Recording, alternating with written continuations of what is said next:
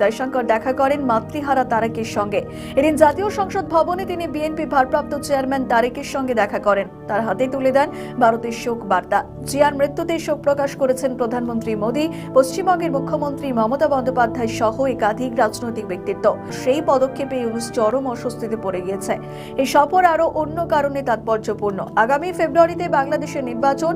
এই ভোট নিয়ে ভারত আশা প্রকাশ করে বলেছে তারা একটি সুষ্ঠু নির্বাচন চায়। বাংলাদেশে নিঃশব্দে চলছে জঙ্গিদের বিরুদ্ধে অপারেশন। সেটা এতটাই নিঃশব্দে যে না তদারকি সরকার বুঝতে পারছে আর না তার সেনাবাহিনী। গোটা পরিকল্পনা জেমস বন্ডের। বাংলাদেশে আশ্রয় নেওয়া জঙ্গিদের সে দেশের বাহিনীতে থাকা পাকিস্তানপন্থী সেনারা তাদের প্রশিক্ষণ দেবে। নির্ভরযোগ্য সূত্রে ভারতীয় গোয়েন্দাদের কানে এই খবর পৌঁছেছে। নতুন বন্দোবস্তের কথা বলে এনসিপি এখন পুরনো রাস্তাতেই হাঁটল। আদর্শ আর ক্ষমতার সমীকরণের রাজনীতিতে শেষ কথা বলে যে কিছু নেই, জামায়াতের সঙ্গে জোট করে এনসিপি সেই বার্তাই দিল। ভিডিওর কিছু অংশ প্রথমে দেখে নিশ্চয়ই বুঝতে পেরেছেন ভিডিওটি খুবই গুরুত্বপূর্ণ হতে যাচ্ছে। আসলে কি হতে যাচ্ছে সেটি দেখতে ভিডিওটির সাথেই থাকুন। হাসিনার পরিচয়, তিনি শুধু বাংলাদেশের সাবেক প্রধানমন্ত্রী নন, তিনি ভারতের বন্ধু। আর খালেদা জিয়ার পরিচয়, তিনি একজন ভারত বিরোধী নেতা। দল যখন ক্ষমতায় ছিল তখন তার কিছু নমুনা পাওয়া গিয়েছে। বাংলাদেশে আগামী দিনে বিএনপি ক্ষমতায় এলে তাদের ভারত বিরোধিতা কতটা থাকবে সে প্রশ্ন থেকেই যায়। সেই অজানা প্রশ্নের উত্তরের অপেক্ষায় থাকলো না সাউথ ব্লক। জিয়ার শেষকৃত্যে পাঠিয়ে দেওয়া হলো জয়শঙ্করকে। সাউথ ব্লক কিন্তু এক ঢিলে কিন্তু অনেকগুলো পাখি মেরে রাখলো। মঙ্গলবারে কিন্তু সাউথ ব্লকের তরফে জানিয়ে দেওয়া হয় খালেদার শেষকৃত্যে ভারতের হয়ে প্রতিনিধিত্ব করবেন আমাদের বিদেশমন্ত্রী জয়শঙ্কর। স্থানীয় সময় বুধবার সকাল 11টা নাগাদ আমাদের বিদেশমন্ত্রী বিশেষ বিমান অবতরণ করে বাসারে তাদের বায়ুসেনা ঘাঁটিতে। তাকে স্বাগত জানাতে উপস্থিত ছিলেন বাংলাদেশের বিদেশ মন্ত্রকের সচিব এম ফরহাদ হোসেন। জয়শঙ্কর দেখা করেন মাতৃহারা তারেকের সঙ্গে। এদিন জাতীয় সংসদ ভবনে তিনি বিএনপি ভারপ্রাপ্ত চেয়ারম্যান তারেকের সঙ্গে দেখা করেন। তার হাতে তুলে দেন ভারতের শোক বার্তা।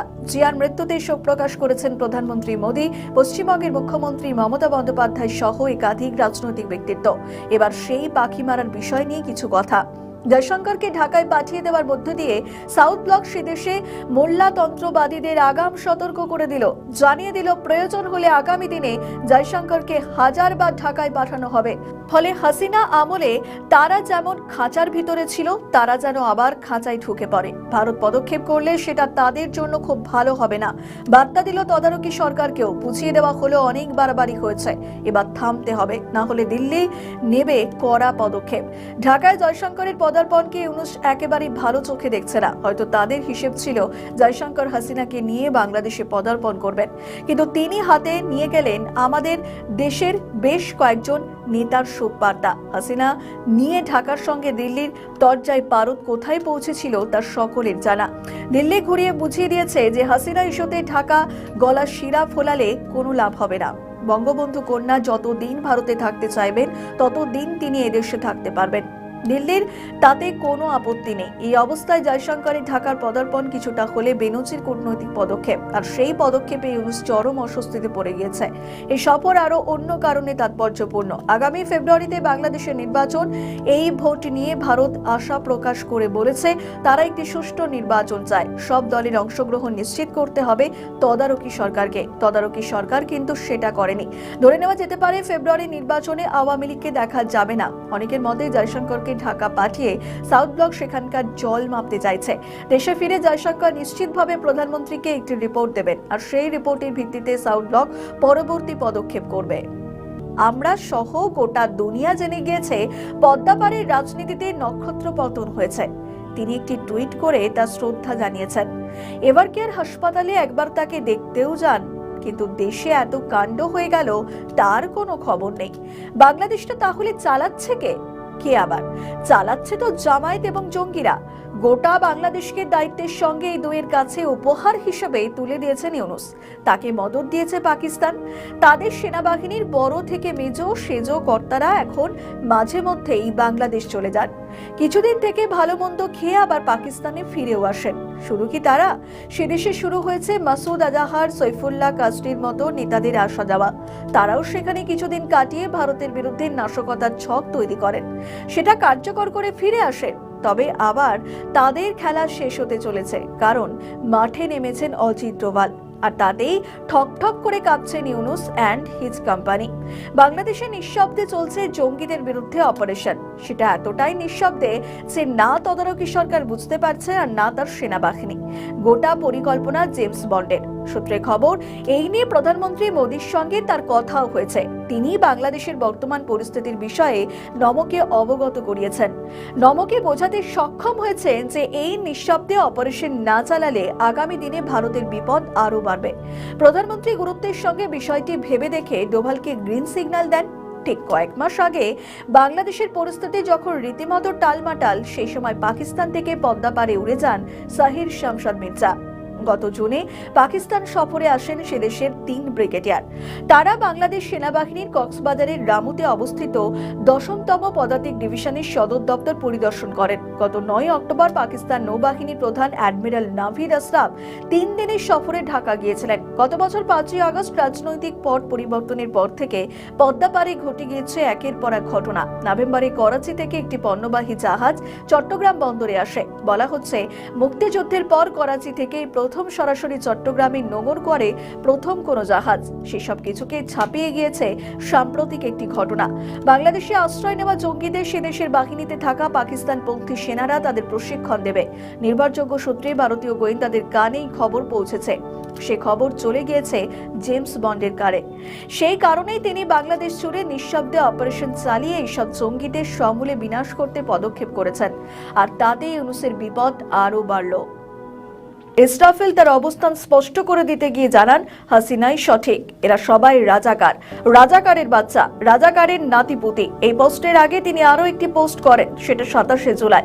নীলা ইসরাফিল লিখেছেন, 27শে জুলাই আমার অবস্থানটি কোনো তাৎক্ষণিক আবেগের ফল নয়, এটি একটি নৈতিক অ্যালগরিদমের অনিবার্য ফলাফল। রাজনীতি যদি একটি সিস্টেম হয়, তবে সেই সিস্টেম ন্যায় বিচার হলো মৌলিক ভ্যারিয়েবল।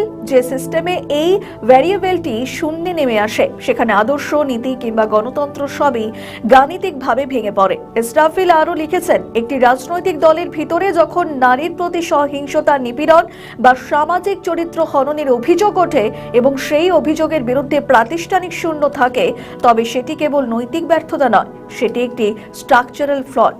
রাষ্ট্রবিজ্ঞান বলে, যেখানে শাস্তির সম্ভাবনা শূন্য, সেখানে অপরাধের সম্ভাবনা সর্বোচ্চ হয়। আর এই প্রেক্ষাপটে একজন নারীকে হেয় করার পরেও যদি অভিযুক্ত ব্যক্তিকে দলীয় প্রশ্রয়ে বহাল রাখা হয়, তবে দলটি 3টি বার্তা দেয়। তা হলো অপরাধ দণ্ডনীয় নয়, ক্ষমতা, নৈতিকতার ঊর্ধ্বে নারী নিরাপত্তা একটি ঐচ্ছিক বিষয়। এই 3টি উপাদান একত্রে কোনো রাজনৈতিক আদর্শ নয়, এটি ক্ষমতা কেন্দ্রিক নৈরাজ্য। এখানেই শেষ নয়। নীলা তার ফেসবুক পোস্টে এও বলেছেন, আজ যারা তাজনিম সহ কয়েকজন নারীর এনসিপি থেকে পদত্যাগ, সেই একই সমীকরণের ফল। এটি বিচ্ছিন্ন ঘটনা নয়, এটি একটি প্যাটার্ন রিকগনিশন। যেখানে একের পর এক নারী একই কারণে সরে দাঁড়াচ্ছেন, সেখানে সমস্যাটি ব্যক্তি নয়, সমস্যাটি সিস্টেমেটিক। নৈতিক অবস্থান থেকে সরে দাঁড়ানোকে অনেকেই দুর্বলতা ভাবেন, কিন্তু বাস্তবে এটি একটি র্যাপশনাল চয়েস মডেল। যে কাঠামো ন্যায় বিচার দিতে ব্যর্থ, সেখান থেকে নিজেকে সরিয়ে নেওয়াই হলো সর্বোচ্চ বুদ্ধিভিত্তিক সিদ্ধান্ত। কারণ নৈতিকতা কোনো অলংকার নয়, এটি রাজনৈতিক স্থায়িত্বের ভিত্তি। জামায়াতের সঙ্গে এনসিপির জোট নিয়ে তিনি একা নন, দলের আরও কয়েকজন নেত্রী রীতিমতো ক্ষুব্ধ। তাদের মতে, জুলাই আন্দোলন যে উদ্দেশ্যে সংগঠিত হয়েছিল, জামায়াতের সঙ্গে এনসিপির জোট গঠন সেই উদ্দেশ্য এবং আদর্শকে ভুলুণ্ঠিত করেছে। আর সেই জোটের আবহে সামাজিক যোগাযোগ মাধ্যমে ভাইরাল হয়েছে একটি পুরনো স্লোগান, এক বোতলে 2 ছিপি, জামায়াত আর এনসিপি। কিছুদিন আগে হাসনাত হুমকি দিয়ে বলেছিলেন, ভারতের যেসব সেপারেটস রয়েছে, বাংলাদেশ তাদের আশ্রয় প্রশ্রয় দিয়ে তারা 7 সিস্টার্সকে আলাদা করে দেবে। এখন বাংলাদেশে অনেকেই বলছেন, হাসনাদের ভবিষ্যৎবাণী অক্ষরে অক্ষরে মিলে গিয়েছে। নিজের দলের সিস্টার্সরা আজ আলাদা হয়ে গিয়েছে, আর বোতলের ছিপ একটাই। আর এই নিয়ে সমাজ মাধ্যমে শুরু হয়েছে হাসাহাসি। নতুন বন্দোবস্তের কথা বলে এনসিপি এখন পুরনো রাস্তাতেই হাঁটলো। আদর্শ আর ক্ষমতার সমীকরণের রাজনীতিতে শেষ কথা বলে যে কিছু নেই, জামায়াতের সঙ্গে জোট করে এনসিপি সেই বার্তাই দিল। এই পুরনো প্রবাদী মনে করিয়ে দিল জোট। বাংলাদেশের রাজনীতির মাঠে এখন সবথেকে আলোচনার বিষয় এই জোট।